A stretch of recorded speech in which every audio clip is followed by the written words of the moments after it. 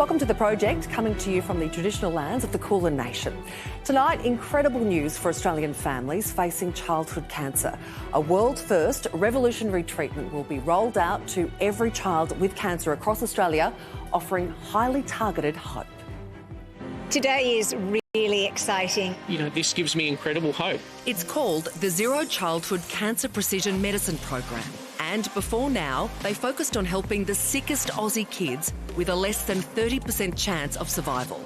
Now, thanks to a $67 million funding injection from the federal government and the Minderoo Foundation, the program is being expanded to all children, aged 18 and under, for all types of cancers. A true team effort with all 9 of Australia's children's hospitals participating, as well as 22 national and international partners. There is nothing like this on this scale anywhere in the world. Cancer kills 3 children every week in Australia, but this promising new approach is expected to prolong the lives of more than 1,000 children a year. The platform analyses every single gene, 22,000 genes. The program uses sophisticated analysis of a patient's genomes, scanning for unique genetic alterations that might be driving a cancer's growth. If found, doctors can then prescribe drugs that specifically targets their cancer, giving the promise of improved treatments and lower likelihood of short and long-term side effects.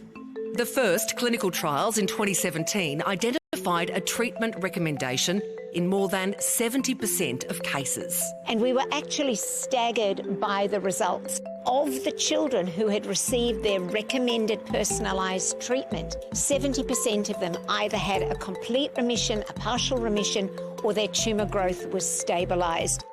Kaili Gitto-Tai was just 4 years old when she was diagnosed with a rare form of kidney cancer that eventually spread to her lungs. After Zero's genetic scanning, medicines were developed that enabled her to make a full recovery. And now she's in remission. When families hear about this, what they say to me is it gives them hope. It gives them a belief. We're joined now by Kaili Gitto-Tai, recipient of the Zero treatment you saw in that story, and her mother, Christy Gitto. Christy, when you first got Kaili's diagnosis, did you ever think you would get to this point? Definitely not. As an oncology parent, it's sort of a day-by-day process, and I remember first getting the news that Kaili had cancer in 2019, and it was hard news to take. We hadn't had cancer in our families and we didn't know what that journey was going to look like. Fast forward a year to 2020, we relapse and we're having similar conversations about her life expectancy and treatments that we'll take. And then the program was presented to us, and as a parent, you just want them to sort of be able to go to school and do everyday things. So for us, it was a no-brainer. We jumped on this trial. Kaili, how old are you now? Big 7-year-old, aren't you? Oh, yes. Oh, that's just so gorgeous. We love this. Christy, this was a treatment for the sickest of sick kids. Were there any hesitations about undertaking the Zero treatment to begin with?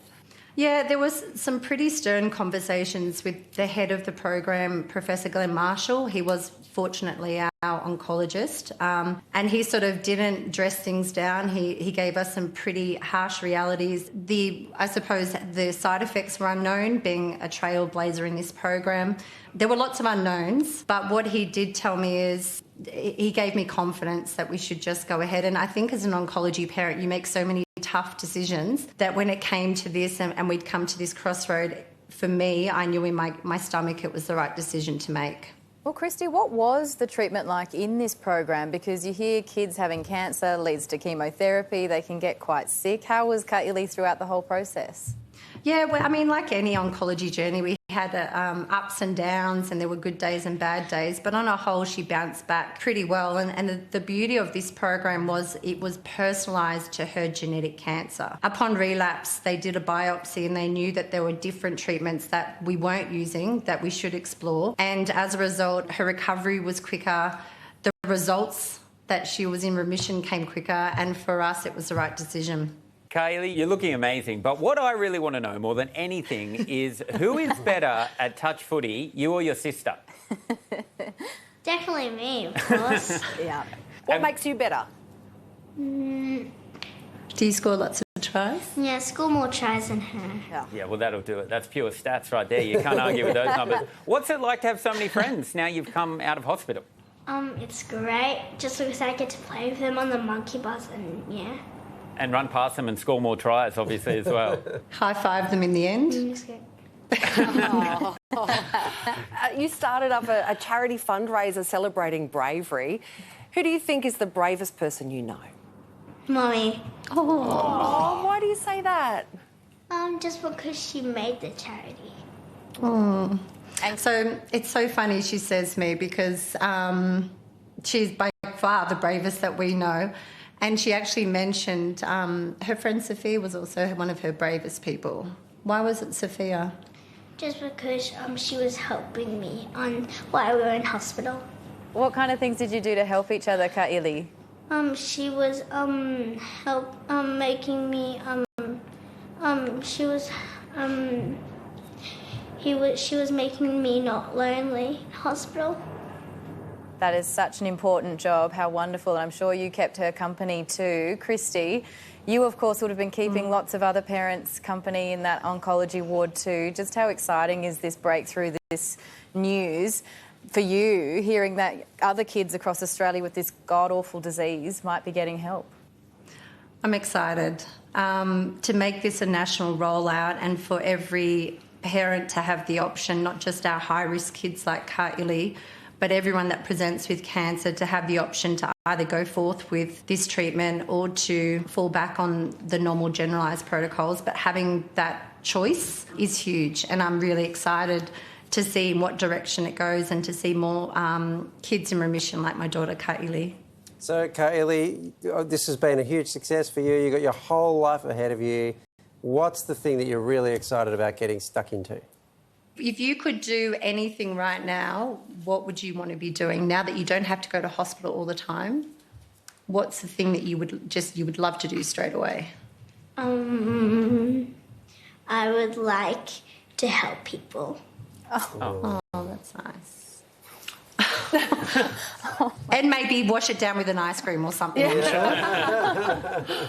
Well, Christy, Ka'ili, congratulations. Thanks so much for joining us tonight. And Ka'ili, you're such a great little kid. We can tell everything you've been through and the person you obviously already are extraordinary. So it's great to be able to speak to you. Thanks for having us. Oh, sorry. By the way, a big question that arises out of this is, could this be used for adults? And they really trialled this in kids because you have to start somewhere. But we did ask Professor David Ziegler from the Children's Cancer Institute about this, and he says, if we're able to streamline this and prove its utility and the feasibility of doing this in children, if we can prove that, there's absolutely every reason it could then be expanded to adults with cancer as well. So there's nothing about the science, it seems, that's about kids. Wow. And imagine what that breakthrough could mean.